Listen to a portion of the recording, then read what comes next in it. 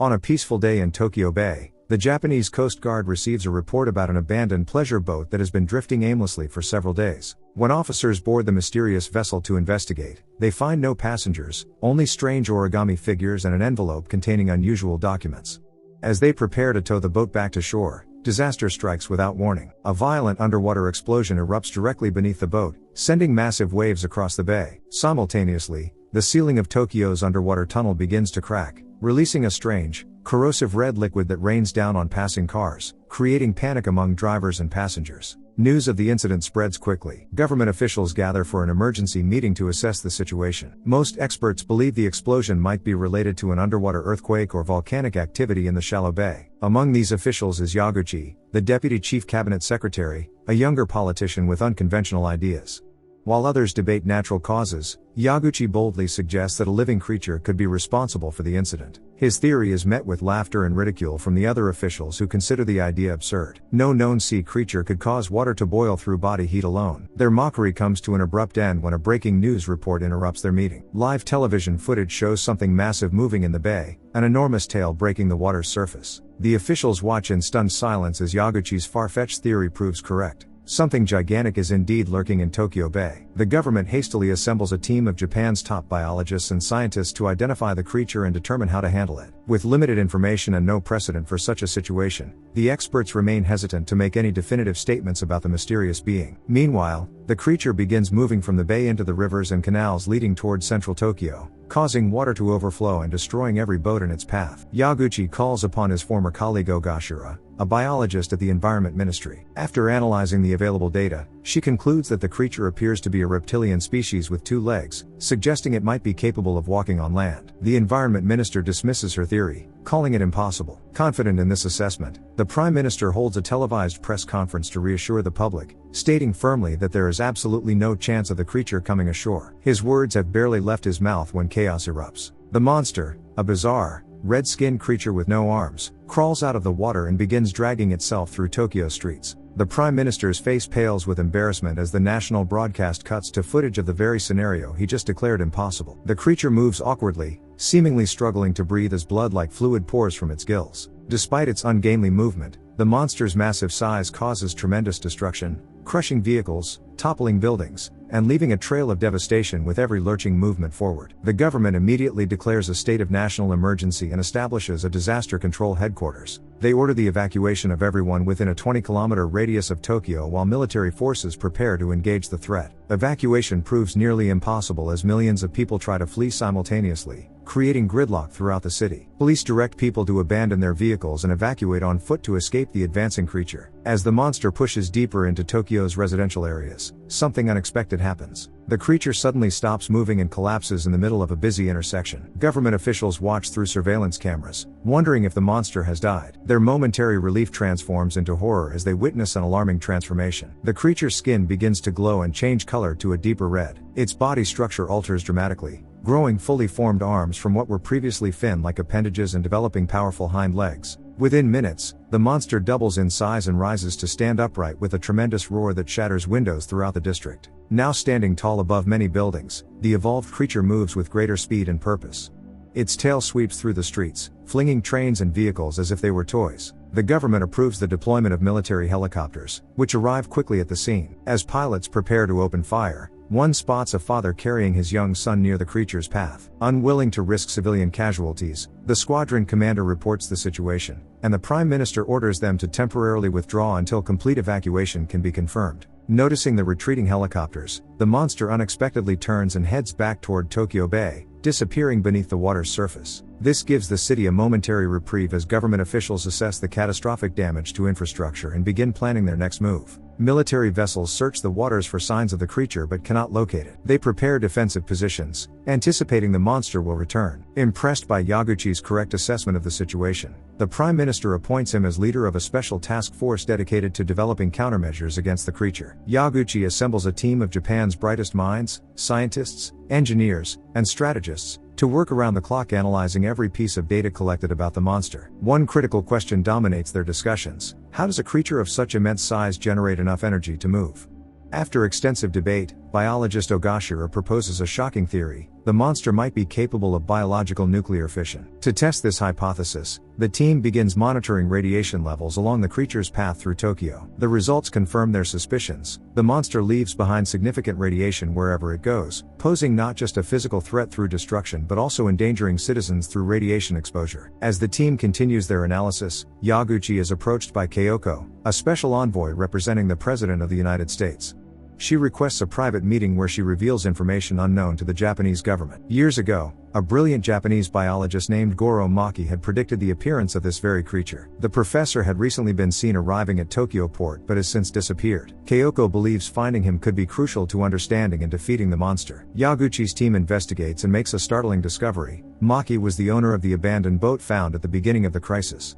The documents and origami found on board were his. Kyoko shares Maki's research with Yaguchi, revealing that the professor named the creature Godzilla, meaning God incarnate. According to his extensive studies, Godzilla evolved from a small prehistoric marine animal that was exposed to radioactive waste illegally dumped in the ocean. The radiation caused rapid mutations, eventually creating a creature that could not only withstand nuclear radiation but actually consume and process it as an energy source. Kyoko also presents Yaguchi with a complex diagram that Maki left behind, potentially containing vital information for defeating Godzilla. Unfortunately, the diagram appears to be in some kind of code that no one can immediately decipher. Meanwhile, scientists studying samples of the creature's blood learn more about its unique biology. They discover Godzilla possesses a completely new isotope not found on the periodic table and has 8 times more genetic information than humans. Its blood apparently functions as a coolant for its internal nuclear reactions, explaining why it returned to the water after its transformation, to prevent overheating. Based on this knowledge, Yaguchi's team theorizes they might be able to defeat Godzilla by forcing it to deplete its energy reserves and then injecting it with coagulants that would freeze its cooling system, essentially shutting down its metabolism. Before they can fully develop this plan, alarming news arrives: Godzilla has resurfaced. The creature emerges from Tokyo Bay, now even larger than before. Its skin has hardened into an armor-like shell, and its tail has evolved into a massive weapon that towers over its body. The monster moves with greater purpose directly toward the center of Tokyo, causing even more destruction than its first appearance as it crushes entire neighborhoods with each massive step. With Yaguchi's freezing plan still incomplete, the Prime Minister has no choice but to authorize a full military assault. Japan's self-defense forces mobilize everything at their disposal: helicopters, tanks, artillery, and fighter jets.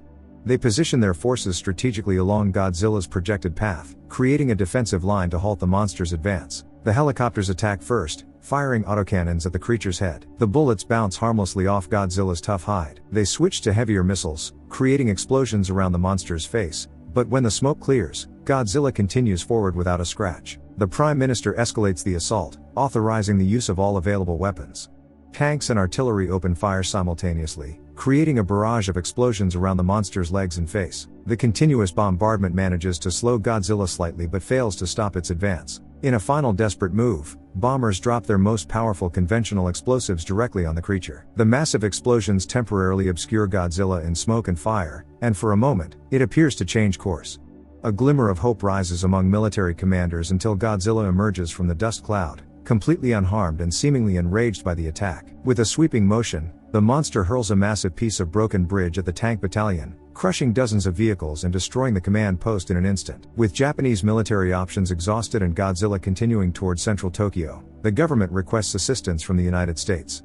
American stealth bombers are dispatched immediately, but officials quickly realize these weapons could cause far more collateral damage than the monster itself. The government rushes to move citizens into underground shelters while remaining officials evacuate by helicopter. As the American bombers approach, Godzilla stands motionless in the heart of Tokyo. Its body begins to glow bright red as radiation intensifies within its core. The first bombs strike with precision, penetrating Godzilla's tough exterior and causing it to bleed for the first time. The monster responds with an unprecedented display of power. The red glow inside its body transforms to bright purple, and it opens its massive jaws to release clouds of black smoke that rapidly spread throughout the surrounding city blocks. The smoke suddenly ignites into intense flames that engulf entire districts in seconds. The flames concentrate into a focused plasma beam that Godzilla fires vertically into the sky, directly hitting and disintegrating one of the bombers. As more bombs approach, dorsal plates on Godzilla's back begin glowing, and it fires multiple beams simultaneously, intercepting and destroying the incoming projectiles mid-air. In a final display of destructive power, Godzilla sweeps a concentrated laser beam across the cityscape, slicing through skyscrapers like paper and cutting the Prime Minister's evacuation helicopter in half. After this unprecedented display of power, Godzilla appears to shut down. It freezes in place, standing motionless among the burning ruins of Tokyo, entering a state of hibernation to recover its energy. Yaguchi survives the devastating attack but finds the Japanese government in complete disarray after losing the prime minister and many senior officials. A new prime minister is hastily appointed, though no one is eager to take leadership during such a catastrophic crisis. Yaguchi gathers the surviving members of his task force, pleading with them to continue their work to save Japan from further destruction. Despite the seemingly hopeless situation, the team agrees to pursue their plan to neutralize Godzilla during its hibernation period. Meanwhile, representatives from the United States government request to collaborate with Yaguchi's team, bringing their own scientists to study the samples of Godzilla's blood and tissue. Through DNA analysis, they make a terrifying discovery: Godzilla can reproduce asexually, similar to a starfish, by regenerating from severed parts of its body. If left unchecked, multiple Godzillas could potentially spread across the globe. This alarming information reaches the highest levels of international government. The United Nations holds an emergency session and approves a drastic measure, dropping a thermonuclear bomb on Tokyo to ensure Godzilla's complete destruction. They calculate that if the creature survives, it could eventually threaten North America and other continents. The UN gives Japan just a few days to evacuate remaining citizens before the nuclear strike. When Yaguchi learns of this decision, he intensifies his team's efforts, believing they can still neutralize the creature without destroying Tokyo with nuclear weapons. The greatest challenge they face is understanding the complex diagram Professor Maki left behind. The strange document appears to contain crucial information about Godzilla's biology, but its meaning remains elusive despite their best efforts to decode it. As time runs short, one team member remembers the origami found on Maki's boat. In a moment of inspiration, they realize the diagram must be folded three-dimensionally, like origami, to reveal its true meaning. Once properly folded, the diagram reveals astonishing information. Godzilla doesn't simply consume radioactive materials as fuel. Instead, it has evolved to convert ordinary water and oxygen into a completely new isotope that provides its immense energy. This discovery changes everything. Godzilla represents both humanity's greatest threat and potentially its salvation, as its cells contain the secret to creating clean energy from water. The team also realizes their original freezing plan might not work as intended, since the creature's molecular structure is far more complex than they initially believed. They need to adjust their formula based on Godzilla's unique biology. With international cooperation, Yaguchi's team connects to quantum computers around the world to analyze Godzilla's molecular structure and refine their freezing agent. Kyoko, the American envoy, chooses to stay in Japan despite evacuation orders and provides the team with advanced drones and weapons from the United States to aid in their final attempt to neutralize Godzilla. With just hours remaining before the scheduled nuclear strike, Yaguchi's team implements their desperate plan. They begin by sending unmanned trains packed with explosives to crash into the hibernating Godzilla. The powerful collisions awaken the creature from its dormant state. Next, they deploy dozens of drones to drop bombs around the monster, deliberately provoking it to waste energy by firing its destructive beams at the flying targets. Godzilla responds as expected, shooting plasma beams that destroy many drones but gradually deplete its energy reserves. The team observes that the beams grow progressively weaker, eventually turning from concentrated plasma into less powerful flames, a sign that the strategy is working. As Godzilla's energy reserves diminish, the team moves to the next phase of their plan. They detonate explosives planted in buildings surrounding the monster, causing massive structures to collapse onto Godzilla. The impact of these buildings knocks the creature to the ground as its internal temperature begins rapidly dropping due to energy depletion. With Godzilla temporarily incapacitated, a fleet of tanker trucks rushes to surround the fallen monster, extending crane-mounted tubes into its mouth to pump in the freezing solution. The team has only administered about 20% of the required freezing agent when Godzilla suddenly regains consciousness. The creature's mouth glows with remaining energy as it unleashes one more devastating beam, destroying the trucks and killing many brave volunteers in a massive explosion. Godzilla struggles to its feet and attempts to escape. Not willing to give up, Yaguchi sends in a second wave of explosive-laden trains that crash into the weakened monster, once again knocking it to the ground. Another fleet of tanker trucks moves in immediately, surrounding Godzilla and pumping the remaining freezing solution into its mouth before it can recover. This time, they successfully administer the complete dose. Godzilla rises to its feet one final time,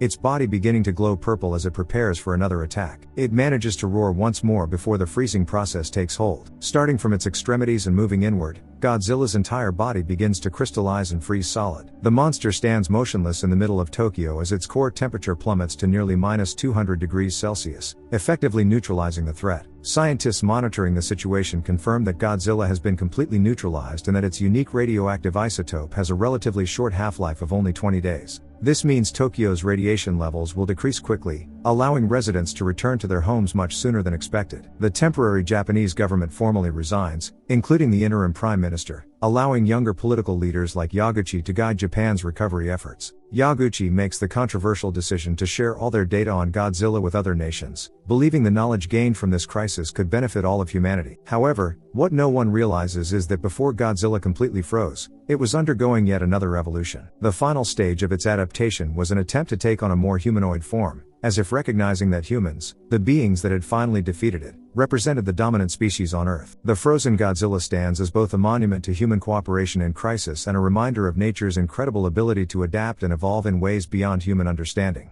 Thanks for sticking around till the end, you're awesome. If you enjoyed this recap, don't forget to check out some of my other videos.